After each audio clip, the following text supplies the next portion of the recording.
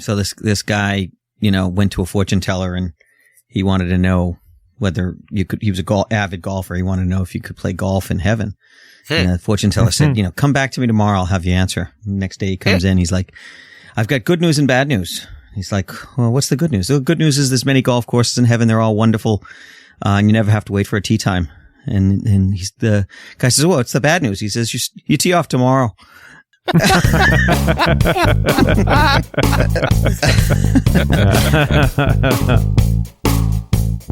All right, guys, we got, I'm seeing 1, 2, 3, 4, 5, 6 stories and also a communique from an alert listener. And the alert listener sent me a Mastodon toot at luckyhedgehog@fosstodon.org. He says, just listened to the latest episode. Glad you guys looked into it. And he's talking about Graphene OS. Remember Graphene OS? Oh, yeah. We were talking about that. Yeah, last week. Right. Sort of a third-party Android knockoff. So, and open source. He says, glad you guys looked into it. Just want to answer one of the questions on how users install apps. There's an app called Aurora, which lets you browse and download directly from the Play Store, but completely anonymously and without Play services. That means, for the most part, the experience between Graphene OS and regular Android is the same, with the added benefit of a stronger containerization model. I like that. Yeah. I think that sounds good. Yeah. Yeah, what's not to like about that? Yeah. So, if I'm in a situation where I have to run Android, this is the way I would look to go. Now, again, we haven't tested this and gone after it.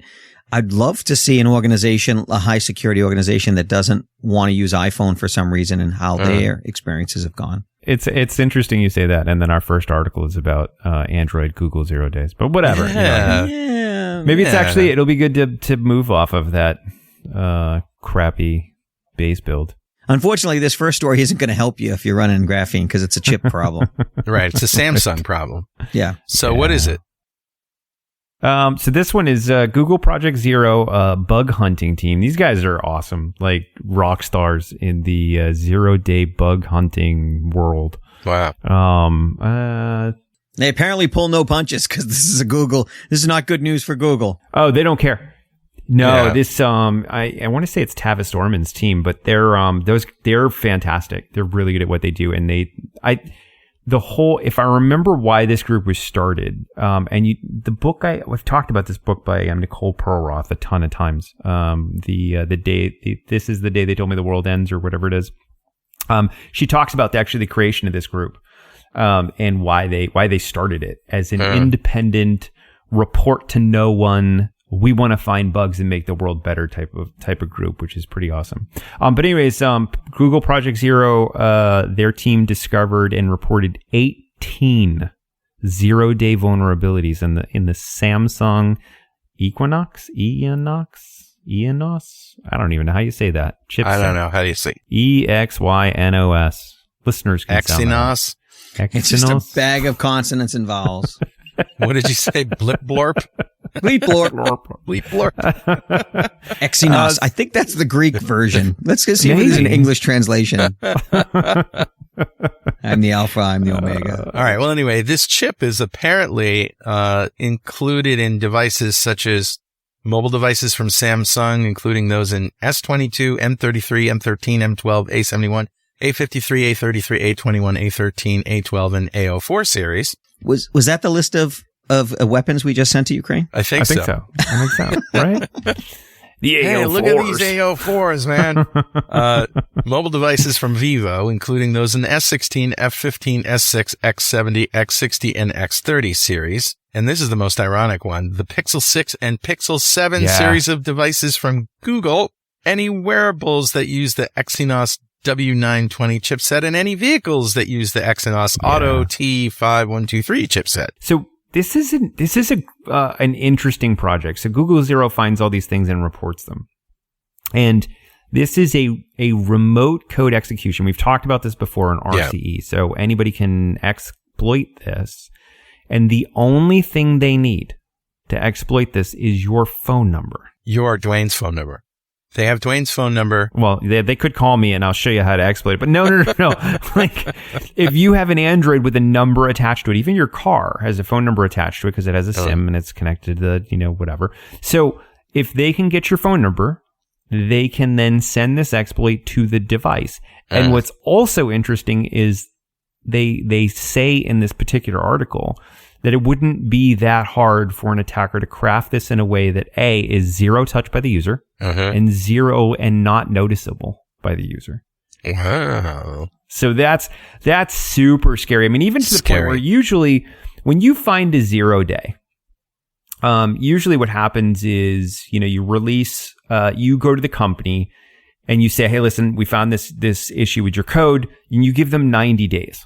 Right. You say, listen, you got 90 days to fix this issue, and then we're going to release to the world. We're going to let the world know that this issue exists so that everybody is brought up to speed, and you should have a patch by then. This issue is so systemic, they actually they're going to push it off even further than 90 days. Wow. They can't fix it in 90 days. Yeah, well, and what's odd is they're not the manufacturer, right? So Samsung can fix the issue, but then they have to push it out to all of the different Android builds that use it and wait for them to bake it into their patches and put it into their patch ecosystem. So it's also in the chipset. So do they have to do a firmware update? I don't know how deep this goes. Interestingly enough, there's a workaround. So if you turn off Wi-Fi calling and voice over LTE, so Wi-Fi calling and voice over LTE, if you turn those features off, it disables this. So my guess is it has something to do with the way that the phone negotiates with Wi-Fi calling. So maybe a firmware level, which is interesting because when we talked about IMSI catchers, which is the way you intercept cellular calls, highly illegal, it's always the negotiation between standards where the hackers, find it easiest to introduce themselves. So this is an example of somebody of layers, like, we're going to pass this call off to the Wi-Fi. Well, there's two separate developers on those stacks. Right. And they probably never got in the same room to discuss it. And so that's where you find a lot of vulnerabilities, is in those cracks. Right. What are the odds that people have that disabled? I would say very low. It's very small. Super low. Yeah. I don't even think people realize that Wi-Fi calling is generally turned on by default. Yeah. There are plenty of times when we're doing a pen test, we notice Wi-Fi calling signals. It's definitely, if you have a modern day phone, if it's not a flip phone from StarTAC, you probably have Wi-Fi calling turned on. I think most people know more about what's in their junk drawer and in their attic than they know about what's on their phone and how it's configured. Every once in a while, you look through the junk drawer and you clean it every once in a while, like once a week. During a commercial, look at your phone, check some settings, read an article. Patrick, it's so painful. I know. You and I just upgraded phones. I was going to say, Patrick and I just got new phones, and I've been lamenting over the last week what a pain in the butt it has been. I love it. I was like, no, you know what? I don't even want to put this out. Because you know what the inconvenience means. I know. It means the security is working. I feel so secure and happy. Because we're not restoring from cloud backups. We're trying to we're taking our own advice. We didn't restore from cloud backup. I have to install every application. I have to make every decision over again. Well, I'm older and smarter now. I know better. I know I've read all these articles that scare the hell out of us.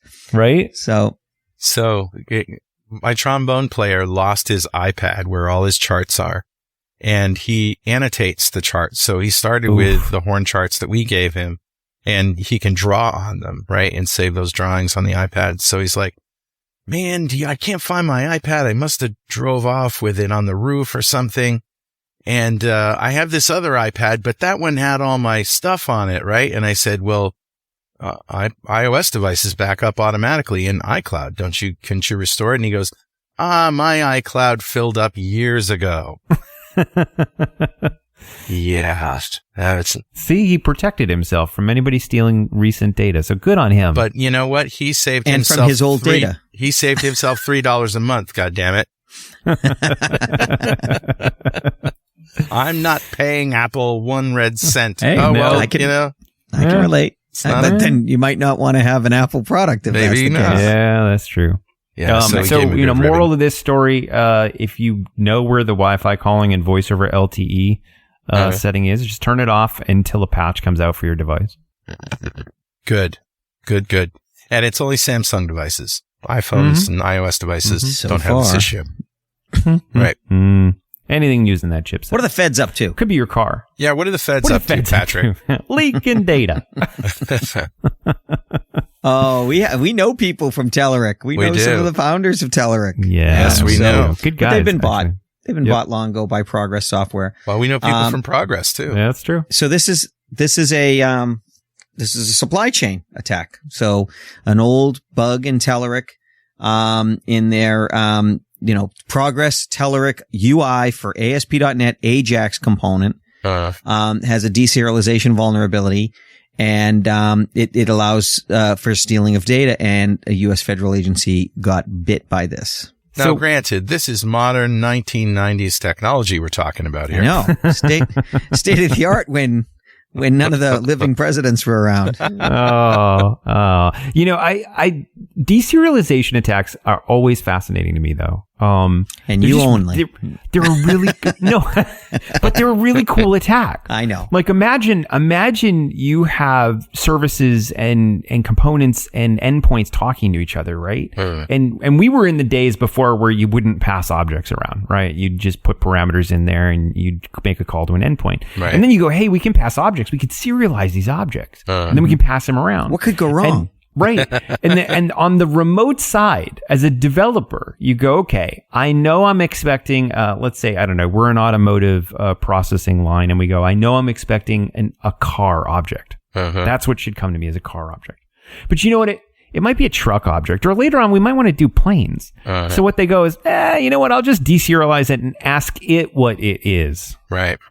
Because it's convenient. I don't need to worry about what the object is. It makes it universal. And now people go, oh, well, then in my instantiation, my constructor on that class, I'm just going to tell it to run any code I want. Just really cool stuff. It's like running into a hacker and saying, hey, what's your name?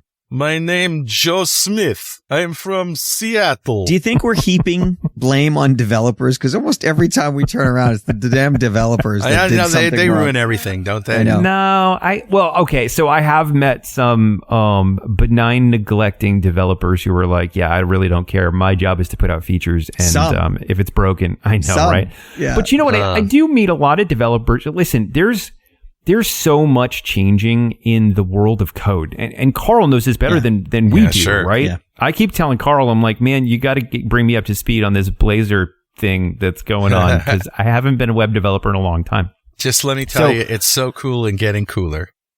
See, it's things like that where I'm like, I can't stay up to speed on all the latest development technologies, but it's hard for a developer to stay up to speed on all of the latest security technology around dev as well, right? So what scares me is a lot of the developer technology. Microsoft got religion about security a while back, so they've buttoned down quite a bit. But a lot of the open source stuff and developers, they're paid by getting features and shipping code, right? And security is not something that's usually on the developers hate security backlog.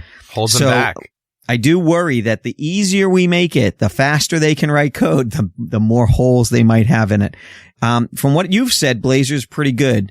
And my experience with Microsoft is since they had that wake up call back in the early 2000s, I think it was. Yeah. With XP. They've been better about it, but you have to, it's constant vigilance. So Blazor is just a UI layer, but in the back end, it's all just ASP.NET, right? It's ASP.NET Core. So it has everything that ASP.NET has in terms of security and authentication, authorization. Yeah. And, And you can build, with good tools, you can build a crappy house. Yeah. That doesn't keep out the cold. Right. And you can build a good house. And so maybe the developers are the ones we got to look at. Anyways. I blame the developers. So deserialization. Wow. Friend or foe? Basically, you're instead of, as Dwayne said, instead of getting its identity from another source, you just ask it, who are you? And it says, oh, I'm benign. Don't worry about me. Well, you're trusting it. Yeah. How does that work? How did that work with SQL injection? That worked really well, right? Trusting. And it works really well every day. User input. SQL injection is thriving nicely. Thank you. Trust but verify. Trust but verify. Okay. So, what can we do about this? Anything? Yeah, I mean, honestly, there's been a patch out for a while. Make sure you're patched and everything's good there. Maybe you should get off IIS, maybe. Yeah, this one is more has to do with Telerik controls. I've seen some really secure IIS servers. Okay. Although there's an interesting new IIS tack I'm playing with right now. Maybe I'll have more on that next week. But yeah. Well, the thing I learned from Richard Campbell is that IIS is kind of like a Swiss Army knife, and it comes with every tool out by default. Yep. And Node.js comes around. Yeah. And Node.js comes around and says everything's off by default. You got to turn on the things that you want. And that model was just like a wake-up call for everybody, Microsoft included. Hey, let's do that. Why we shouldn't have any services running that don't need to be run. Right. And I think that makes sense. Yeah. All right. Let's move on to this. This was a little disappointing for me. This is a story in the Register. Yeah. Cancer patient sues hospital after ransomware gang leaks her nude medical photos. I'm discouraged because I went to this story and I didn't see any nude medical photos. And I think this is bull crap. False advertising. I don't think this article was aimed at you, Carl. I'm sorry to laugh. It's not funny. No. And sadly enough, it's, you take things like hospitals and schools and, local governments and that sort of stuff. And a lot of them don't have the time, money, or employ the expertise to protect a lot of this data. Right. So they have to rely on the systems that are there. And I can't tell you how many times we've audited, a medical facility and we're like, hey, what's that Windows 95 box doing over there? And they're like, oh, that runs the X-ray machine. We can't touch it. It's going to stay there forever. We're like, see. Great. That's terrible, right? But there's nothing they can do about it. And then layer on top of that and then Dwayne's like, can I have your Wi-Fi password? I just want to check. Never mind, email. I already do. But layer on top of that, like a nice sort of thick layer of bureaucracy, and then on top of that, a nice layer of regulations like HIPAA and that sort of stuff. And you run into this quagmire of, even if they wanted to do large sweeping changes to make things more secure, it's an uphill battle, which kind of sucks. Let's just read the article first here, and then we can get into it. Victim offered 2 years of credit monitoring after highly sensitive records dumped online. A cancer patient whose nude medical photos and records were posted online after they were stolen by a ransomware gang has sued her healthcare provider for allowing the preventable and seriously damaging leak. So the reason I posted this, because I think it's important for us to realize that the story is indicative of how things are progressing. Yeah. We're starting to get to the point where if you don't prevent something that's preventable in the cyberspace, it's gross negligence. Right. And so when that becomes commonplace, then you can't stick your head in the ground because you'll get sued out of existence. Right. We're getting to the point where if you were a bank and you left the vault unlocked, that would be gross negligence. If you're an IT shop and you leave the data unlocked and unprotected, that's gross negligence. No one's saying here that if you go into a bank and you blow it up, that's gross negligence. You took the measures, you locked the door, you did everything you could, and it still got taken. It's when there's incompetence, there's laziness, and people are trying to seek convenience instead of what they should be doing. And so that's good for all of us. Right. But the growing pains are going to be really tough over the next 10 years. If you're using services, cloud services like Azure or AWS to host your services, there's a good chance that 90% of it is already shored up because of the fact that they do so much good security. Oh, yeah. And they let you know. And, hey, you have some vulnerabilities here. You might want to tighten them up. So that's like a really good reason not to run your own servers anymore. Yeah. Another point to be taken here. I would assume these photos had to be kept for the medical record, but you should mercilessly go through the data that you as an organization maintain. And if you don't need it, delete it. Yeah. If you have no reason to have it, get rid of it. Yep. Put it in an offline backup and put it in an archive vault and then get it.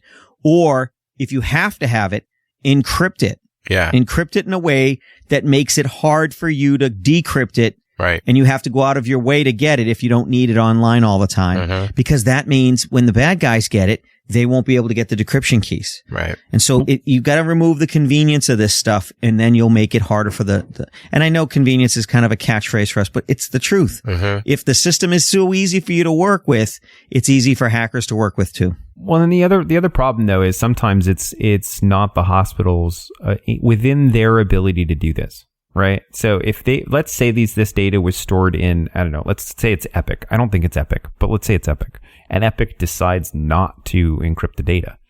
Right. The hospital can't change that. They can't oh, you know what? We're going to check the invisible encryption checkbox that doesn't exist. So I think the onus is on, the hospital asking the right questions of supply chain vendors. Like, Are you doing code reviews? Are you encrypting all of our data? Who has access to our data at your site, right? To put them through their paces before you implement those systems. But that's the funny thing is the hospital's the ones getting sued. Right. And if they don't have the contracts with their vendors and the assurances from their vendors, they can't pass that along.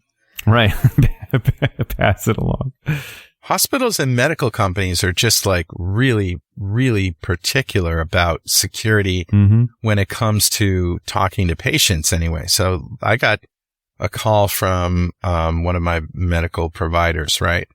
And they didn't say a word. They said, hello, this is blah, blah, blah from yada, yada.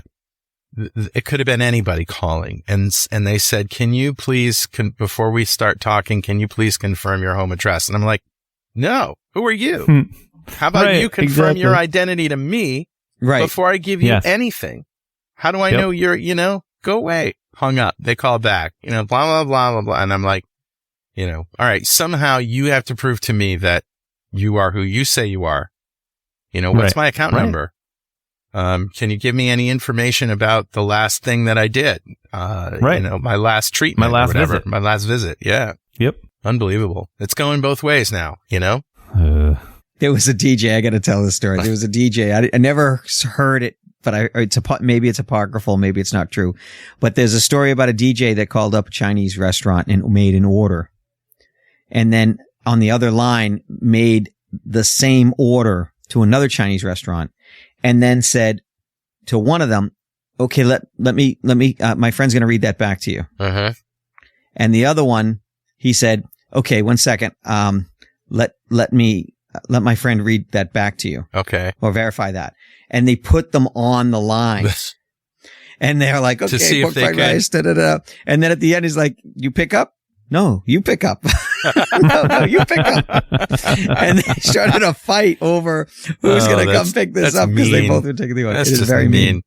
All right. Well, we have 3 more stories here and some interesting stuff coming up. So don't go away. We'll be right back after these important messages. And we're back. I'm Carl Franklin. This is Security This Week, and I'm talking to Patrick Hines and Dwayne LaFlotte. A few interesting stories in the news, but it all comes down to this, kids. Patch and patch. By the way, you should patch. Not a good day for developer tools today. No. The next one's Adobe Cold Fusion bug exploited as a 0-day. CISA has a warning for us all. Yes. Cold Fusion's an old platform. I never programmed in it. But it was very popular. It was like a low-code I was surprised it was still around. It was like a low-code web development thing. Yeah. It's like Front Page back in the Front Page days. Is when it was Front Page. Did you just say FP? I just dropped the FP. Friends don't let friends use Front Page. Although I have run into on pen tests within the last couple of years, IIS servers with Front Page extensions installed. True story. I believe it. Okay, so let's get back from the 90s here and tell us about this Cold Fusion bug. So this is, listen, if you're running Adobe, it's an Adobe product. If you're running Adobe Cold Fusion 2018 update 15 or less, or you're running 2021 update 5 or less, then you have an exploit. You have a patch to do. See, I thought you were going to say, then you deserve this. Did you hear me stumble a little bit? Yeah. I almost heard it in your brain. That's what you get. Then you are my preferred victim. Please register at my website. I want to be hacked. Send me an email. I want to hack you myself. Wow. Ceasefire. Targets down. All right. So the risk Just here patch is it. an unauthenticated remote attacker who successfully exploits this can run arbitrary code. So we're talking remote code So execution it's our here. RCE bug. Pretty important. Yeah. All right. 8.6 on the CVSS Vic Richter scale. And you might want to, I don't know, think about modernizing your application. Just Are a you going to suggest crazy, Blazor? a crazy idea. Hey, while we're on the topic. Yeah, if you need somebody to do that for you, it's Carl@fvnext.com. There you go. That's what I do. All right, so this one tickled me. I don't know why, but cryptocurrency hasn't caught a break lately, has it? It's No. after these things happen, people were calling cryptocurrency craze like a Ponzi scheme and just one big scam. And it's true. A lot of people did make money, but they made money on the backs of a lot of people who lost money, and a lot more people lost it than made it. So this story is from Ars Technica. This is great. Hackers drained Bitcoin ATMs of $1.5 billion by exploiting a 0-day bug. I mean, Don't store digital coins in hot wallets. It's great advice, but can't always be followed. Well, in order to use this, the ways these ATMs work, as far as I know, is you set up an account, you have a wallet with Bitcoin in it, and when you go to one of their ATMs, they'll convert the Bitcoin at the rate of the day to some other currency. Yeah. Yep. Whether it's, wherever you are. So you can travel the world and you can have Bitcoin and you can turn it into cash. It sounds like a great idea. It does. Except when it's stolen, it's your money that's stolen. There's no FDIC for Bitcoin ATMs. And so the people who lost the money are the people, not the company. Right. The ATM company didn't lose a dime as far as I can tell. Worse than Silicon Valley Bank. Yeah. Because they at least got bailed out. What do you think Right. about that, Mr. Libertarian? Your libertarian friends who are like, get out of my bank account and I'm not going to pay taxes. Soon as their stuff goes down, they're like, FDIC. Yeah. You Pay calling me back. libertarian because of my weapons collection or because of my state of residence? No, it's because you told me you were a libertarian at one point. I like liberty. Maybe you're a benign libertarian. I'm an idealist libertarian. I think a libertarianism is a good idea, but I also like the military and the fire department. That's true. Yeah. So what do you think not- about speaking of the Silicon Valley Bank, what do you think about that? These guys who were tweeting like, all these libertarian ideals about, big government and stuff. And then they started whining that they needed the government to cover their assets. Oh yeah. My hypocrisy is deep. Total hypocrisy. Hypocrisy is very deep. Everyone hates regulation until they get screwed because there's no regulation. Yeah. They want it to protect them, but they don't want it to take from them. Right. So they want everyone else regulated. It's hypocrisy. It's hypocrisy. Right. So, but, and it's funny. You start talking about like cryptocurrencies. I read this story to my youngest, son, and he was like, Dad. I was like, yeah. He's like, why do we have cryptocurrency? I was like, I don't know. And he's like, we should get rid of them. I was like, all right, well, there you go. You know what? He's probably right. We actually should get rid of them. So I've always said that every cryptocurrency is 1 0 day away from extinction. That's right. If there was a 0 day against Bitcoin or Ethereum or any of those that coin would go to zero. And guess what? Immediately. It did. Now the good news is, it didn't really, there hasn't been an exploit against the currency itself. Right. So they've Just been the very ATM. resistant. But the same is true of encryption. So when we talk about RSA, at any time in the last 20 plus years, we could have found out that there was a exploit against RSA that allowed you to break the keys instantly. We haven't. We might never. But if we did, suddenly the world just quakes. And crypto's in the same category. We get a lot of eggs in that basket. There's a lot of money in that basket. I don't know if crypto is going to be around in 50 years. I don't know if it's going to be around in 5.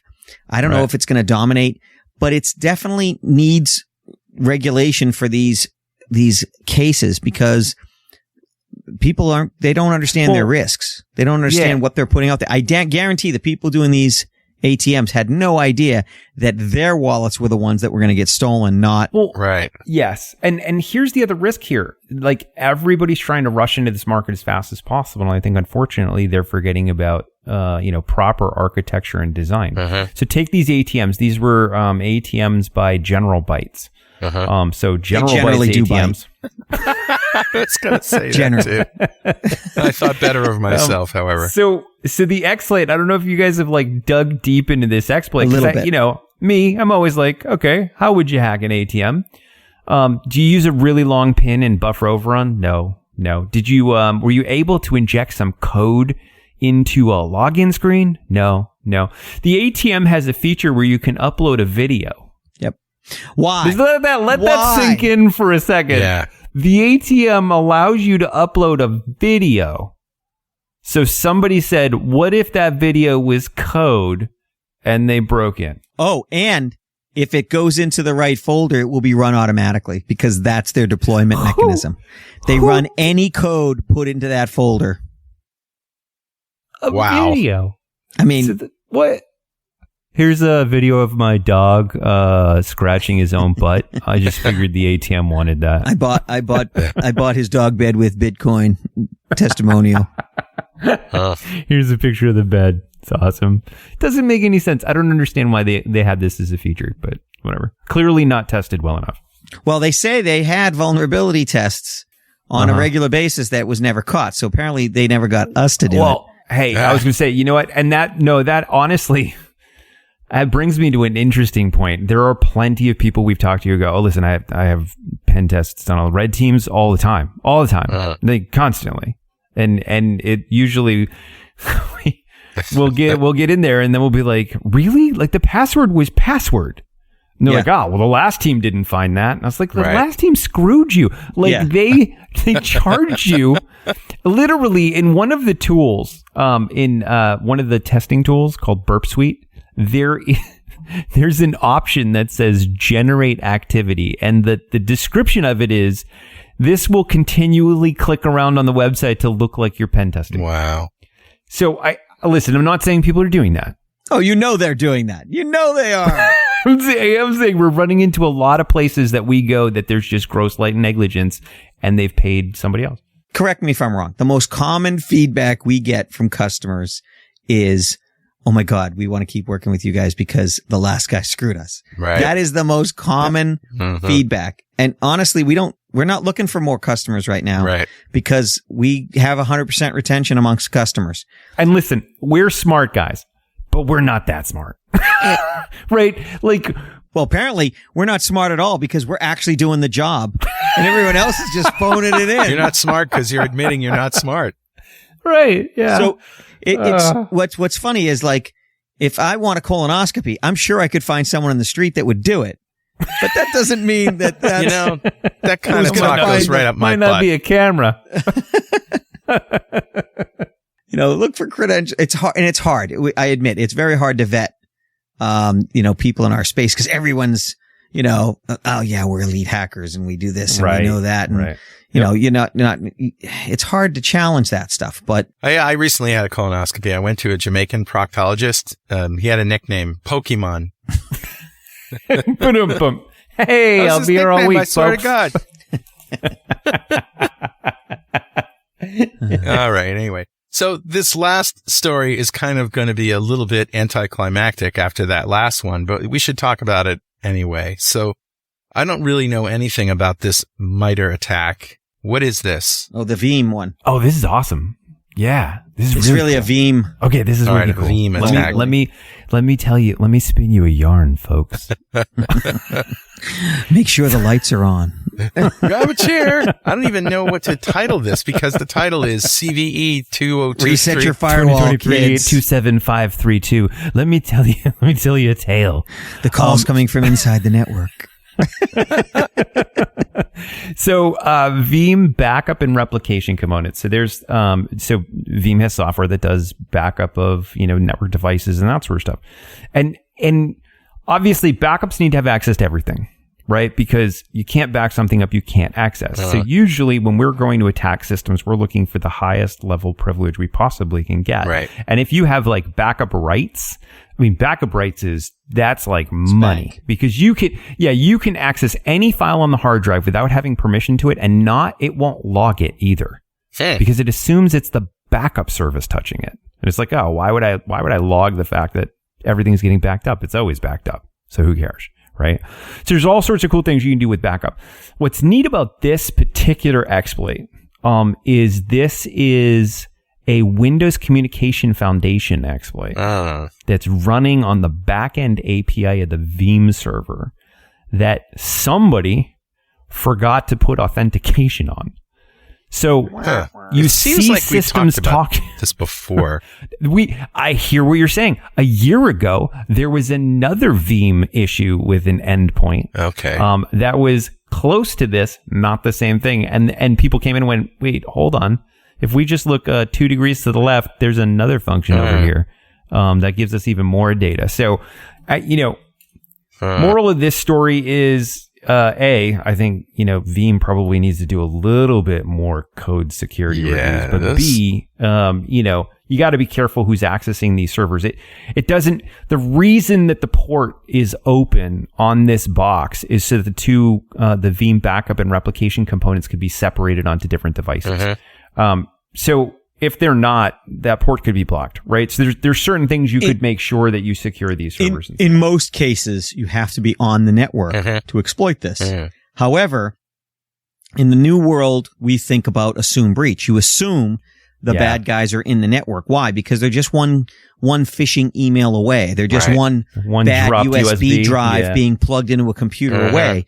Being inside the network is not that big of a stretch. It's something, but it's not that big of a stretch. So we need to take this stuff seriously. And speaking of bad USB drives, not to shift topics, did you guys see that reporter who received the USB bomb? USB bomb? What? Yeah. Was shipped a USB drive, plugged it in, and it exploded. Whoa. All right. I got to find a link to that. Did they use the electricity trick? Did they use the capacitor trick to do it? I haven't read through it yet. They haven't released a lot of details at all, other than the fact that... all right. I got it on the register. A journalist hurt by exploding USB bomb drive. So there's a mechanism that we looked into years ago that you basically create a USB drive that has capacitors in it, and you stack the capacitors so that they just charge. They just charge, and then at a certain voltage, they discharge everything into the motherboard. And it blows up the laptop. And it will blows up the not computer. Before swelling up like a can of cream of botulism soup. Yes, however. but it blows up. There's pictures of laptops with the keyboard shattered. It looks like lightning struck it from this side. Yeah, because it did. Because it All right, did. so I love the tagline. Now that's a flash bang. I know, right? Flash drive. Police in Ecuador investigating attacks on on multiple media organizations across the country after a journalist was injured by an exploding USB flash drive. Right? Yeah. Wow. We have a little device that we built that lets you check USB drives to make sure they're safe. I wonder if we can check whether they're voltage charging. I don't think it looks for Semtex or but we whatever was in could. those. I mean, we could look for whether they're taking too much voltage. Right. I mean, they could take normal voltage. It just take a long time, I suppose. But then we'd kick it out and say, hey, there's something wrong with this drive. There's no files here. I just find it weird though. It's like we warn that if someone shipped you a USB drive and you plugged it in, you might get a virus. Right. I wonder if people will listen now if you're like, hey, not for nothing, but you could plug it in and blow up your house. I guarantee that's 9 to 12 months from now, we have another story of somebody plugging in a USB drive. And pretty soon you won't be able to take USB drives on a plane. Oh my God. Do not give them any ideas. It's a USB drive. All right, plug it in. All right, we'll blow up TSA. How's that? Yeah. Speaking of USB cheap things and weird things, I must have got on the crappy ad for cheap Chinese bull crap device things that are advertised on Facebook, because now I'm seeing 40 terabyte SSD drive, only $10, you know? Yeah. Yeah. And you're like, yeah. So how many did you buy? no, none. But what I did buy was those. I'm waiting on them. What I did buy was those GPS things that I told you about before. Yeah. And remember, yeah. Dwayne said, Yeah. you got to send those to me. So I did. They showed up in my house. Yeah. So you obviously haven't looked at them yet, but. No, Carl, no, no. they're sitting right here. I'm going to tear them apart. All right. I'm going to tear them down. You We'll might have a security this week review. You might want to plug it in outside in your driveway, however, knowing what I know. Scroll. Yeah, thanks for that. I shipped you a bunch of USB devices. But just read the booklet and just All tell right. me if that isn't the most ridiculous thing you've ever seen in your life. I wonder how big the drive was the journalist plugged in. Because if it was one of those ones that's about the size of a hockey puck, you could put a lot of capacitors in that. Yeah, I don't know. There's no way this was capacitors. You think it was just explosive? Yeah. Yeah. Because when a capacitor pops, it makes a wonderful, like, popping sound and the magic smoke comes out. It doesn't kill anybody. It said the device was presumably activated by the electrical charge it received upon insertion. So Yeah. it may have contained RDX, a type of military explosive, Oh, wow. but that has yet so to be this- confirmed by a lab That's analysis. serious. I don't even know where you get RDX. Patrick does. Tell you later. And on that note, Hey, kids. have a nice day. Thanks, guys. Talking to you See guys. soon. All right. Bye. Thanks. We'll see you next week. Bye-bye.